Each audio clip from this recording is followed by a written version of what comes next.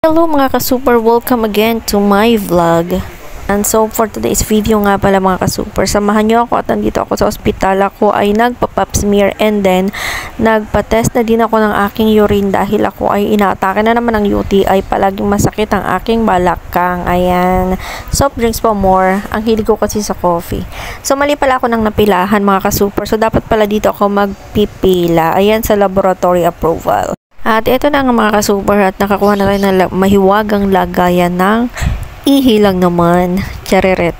So lalagyan na natin siya. At ito na nga, nakawiwi na. At isasapit na natin siya sa laboratory para ipatest. At ayun na nga, okay na. Nakapagpatest na tayo at nakuha na din natin yung results. So pupunta naman tayo ngayon sa Mercury para bumili ng ating antibiotic para sa ating UTI, soft drinks at coffee pa more. Ayan, ginawa na kasi tubig ang coffee at ang soft drinks. So habang ako nga pala ay naglalakad dito, dahil ako ay commute lang, ayan, sumakay na nga pala ako dyan sa jeep papunta ng Mercury dahil malayo-layo pa ang Mercury. Ayan, papunta pa dun sa may aming papasok, papunta sa may amin pala. I'm so sorry naman. Ayan, so kapag ako nagko-commute, palagi ako nasa unahan ng jeep.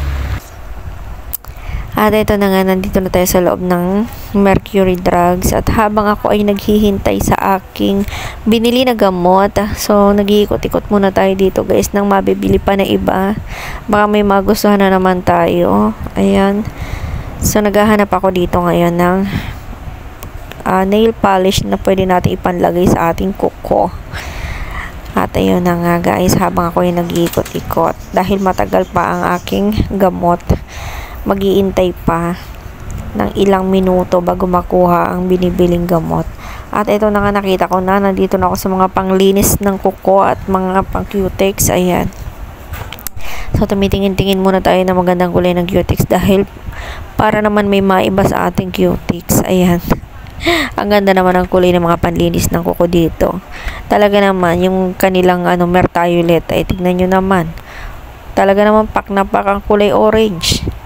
O diba, ang dami nang mabibili na nail polish dito guys. Ayan, tignan nyo naman kung gaano siya kadami. Madaming pagpipilian.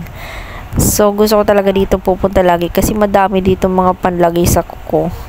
Makakapili ka talaga ng kulay na gusto mo.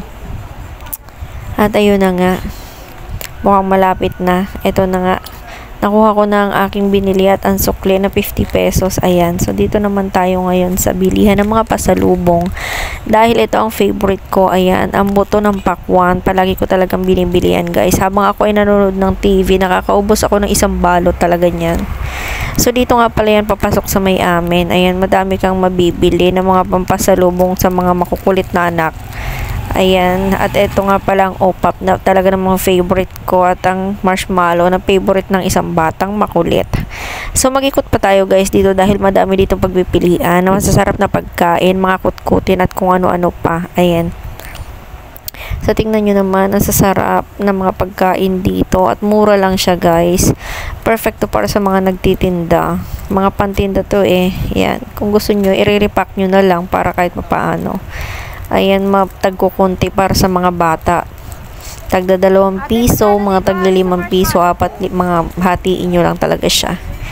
Ayan, so magbabayad na tayo dahil bago pa maubos ang ating budget sa pamimili, kailangan na nating magbayad.